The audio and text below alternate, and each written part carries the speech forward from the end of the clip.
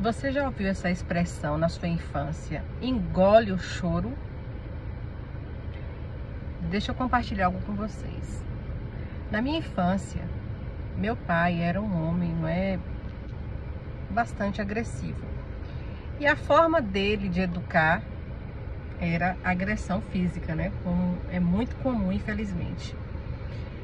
E aí, só que quando ele agredia a gente, era muito curioso que ele falava assim, ele batia e falava, aí eu ia chorar, ele falava, engula o choro.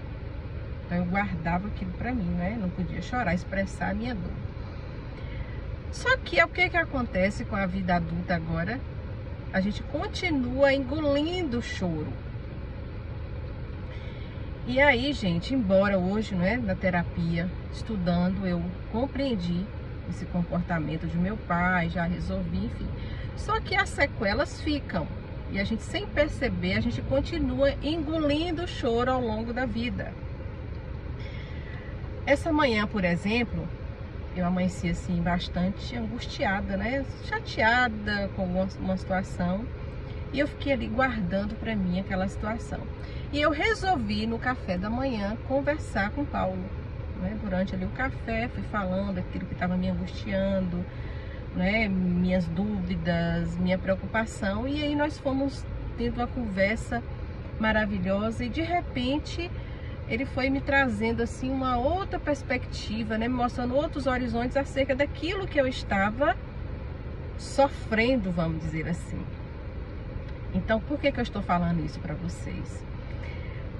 Não engula o choro, tá? Não engula, não guarde as coisas para vocês, porque isso adoece o corpo, adoece a alma. Então, as doenças psicossomáticas que nós desenvolvemos ao longo da nossa vida é por conta das coisas que a gente guarda e a gente não fala. Porque talvez você ache que não precisa ou não é necessário. E aquela situação para mim nessa manhã era grande. E de repente a minha conversa com o Paulo me fez ver totalmente diferente. O interessante é que tem um pensamento de Freud muito interessante, gente. Ele fala o seguinte, que nós somos como uma chaminé fechada. E aí ao longo dos anos vai acumulando, aquela fumaça, aquela fuligem, aquela sujeira. E aí agora, na idade adulta, nós estamos lá, com essa chaminé fechada, cheia de coisa ruim, guardada. E a figura do terapeuta chega para fazer o quê? Nos ajudar, a liberar essa fumaça. Então, nós precisamos liberar essas fumaças que está dentro da gente, essa sujeira, através de uma escuta qualificada.